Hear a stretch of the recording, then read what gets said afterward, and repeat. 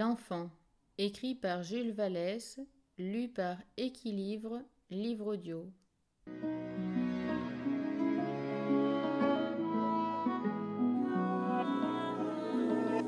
Chapitre 23. Madame Vingrat à Paris. Suite. Où me mènes-tu dîner? Elle dit ça presque comme mademoiselle Herminie le disait à Radigon, en me câlinant. Il me va et me touche, cet air bon enfant, et je lui parle tout de suite de Tavernier, à 32 sous. Je voudrais aller une fois aux frères Provençaux, ou chez Véfour. Pour une fois, on n'en meurt pas, va. Puis ton père a fait une si bonne année. J'ai eu toutes les peines du monde à éviter Véfour. Elle était disposée à ne pas lésiner. S'il fallait 10 francs, on les mettrait. Ah, tant pis, on fait la noce. 10 francs, fichtre. J'entrevis la note montant à 1 louis. Ma mère les appela voleurs. Je sais le prix de la viande, moi. Vous ne m'apprendrez pas ce que c'est qu'un rognon. 20 sous pour un fromage? Je mentis un peu, je dis qu'il y avait des amis qui y avaient dîné et qui m'avaient juré que les côtelettes coûtaient 30 sous. On s'est moqué de toi, mon garçon. Ah, tu n'étais pas plus déluré que ça dans ton pari. Tu ne me feras pas croire qu'on demande 30 sous pour une côtelette, mais avec 30 sous on peut avoir un petit cochon dans nos pays.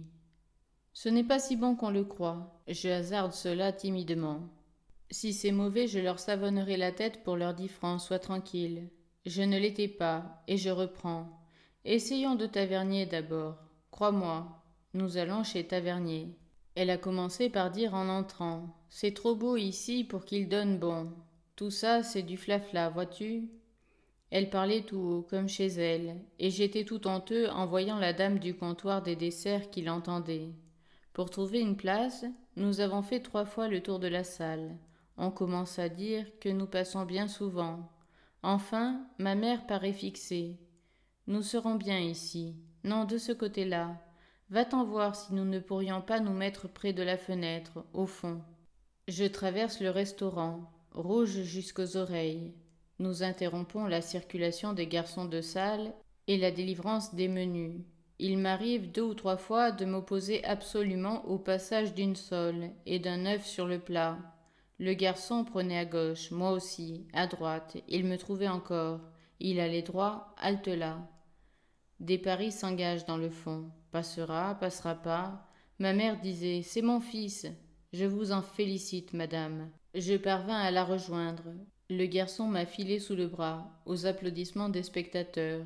Ceux qui ont perdu, à cause de moi, règlent leur pari en louchant de mon côté, en me regardant d'un air courroucé. Nous sommes plus forts à 2. Ma mère ne veut plus me quitter. Restons ensemble, dit-elle. Nous nous portons sur un point stratégique, qui nous paraît le plus sûr, et nous tenons conseil. On nous regarde beaucoup. Tu as faim, mon pauvre enfant? Pourquoi m'appelle-t-elle son pauvre enfant devant tout ce monde-là? Une scie s'organise. Va rincer le pot, consoler le pot, remplir le pauvre enfant. Mais on est allé avertir le patron, qui mettait du vin en bouteille. Il arrive avec sa serviette qui frémit sous son bras. Êtes-vous venu pour dîner? Voyons. Je réponds non, audacieusement. Étonnement de cet homme, murmure de la foule. J'ai dit non parce qu'il avait l'air si furieux. Vous n'êtes pas venu pour dîner? Pourquoi faire donc? Monsieur, je m'appelle Madame Vingrat, j'arrive de Nantes. Il s'appelle Jacques, lui. On crie bravo dans la salle. Écoutez, écoutez, laissez parler l'orateur. Mes oreilles tintent, je n'entends plus. Je distingue seulement que le patron dit « Il faut en finir ».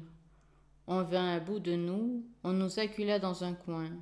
J'avouai à la fin que nous étions venus pour dîner. On nous servit en se tenant sur la défensive.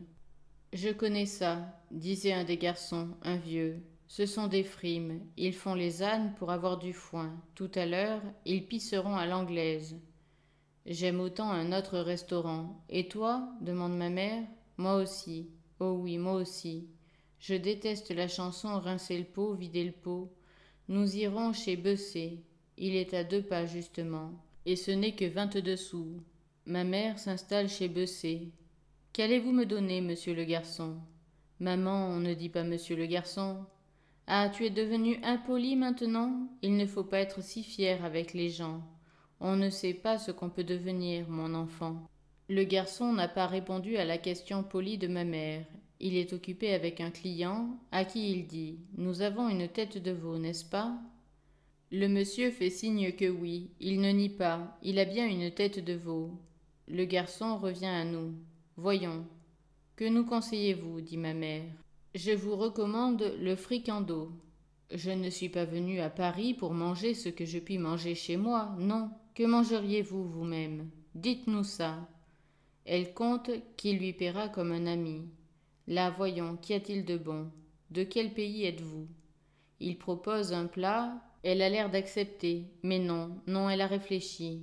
Jacques, rappelle-le. Garçon! Je dis ça timidement comme on sonne à la porte d'un dentiste.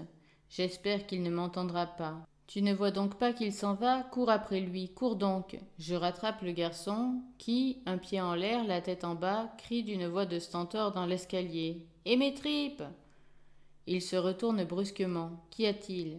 Ce n'est pas un rôti qu'il faut. Qu'est-ce qu'il faut alors? Ma mère du fond de la salle. Une bonne côtelette, pas très grasse. Si elle est grasse, il n'en faut pas, avec une assiette bien chaude, s'il vous plaît. La côtelette, enlevons. Je vous ai dit pas grasse. Ce n'est pas grasse, ça, madame. Voyons, mon ami, si vous êtes franc. Le garçon a disparu. Ma mère tourne et retourne la côtelette du bout de sa fourchette. Elle finit par accoucher de cette proposition. Jacques, va t'informer à la cuisine si on veut te la changer. Maman, si on ne peut pas avoir ce qu'on aime avec son argent, ne dirait-on pas que nous demandons la charité maintenant, d'une voix tendre?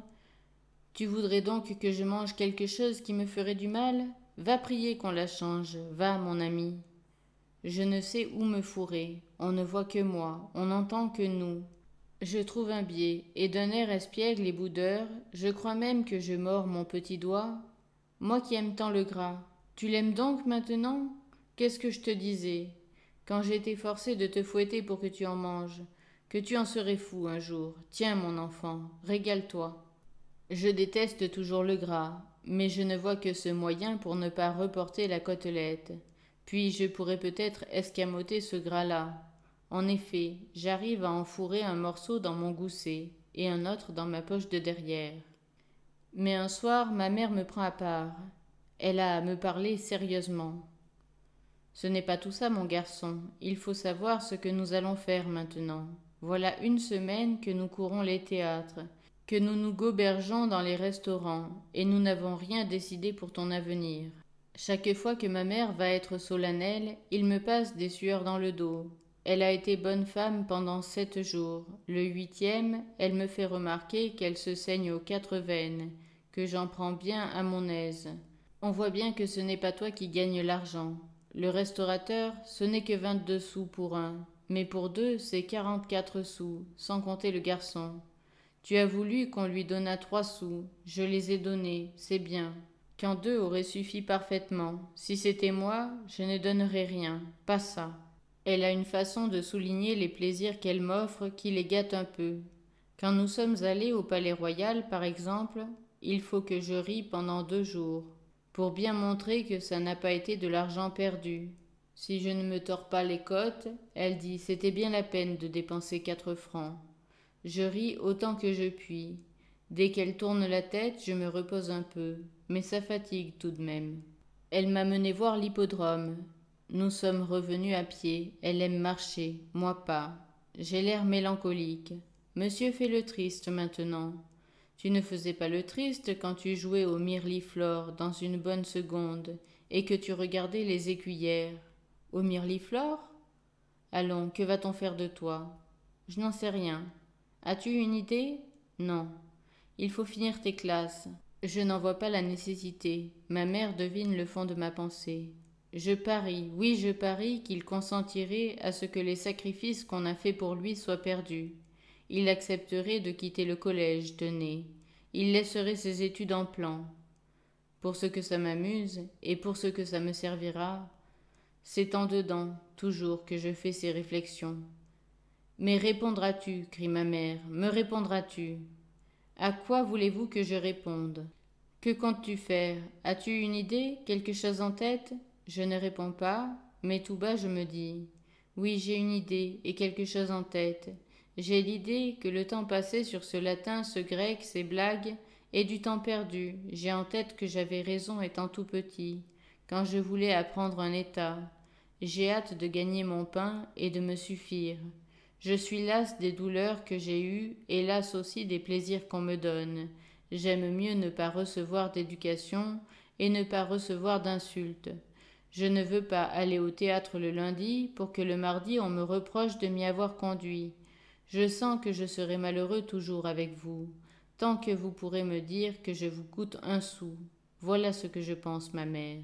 J'ai à vous dire autre chose encore. Malgré moi, je me souviens des jours où tout enfant j'ai souffert de votre colère. Il me passe parfois des bouffées de rancune, et je serai content, voulez-vous le savoir, que le jour où je serai loin de vous. Ces pensées-là, à un moment, m'échappent tout haut. Ma mère en est devenue pâle.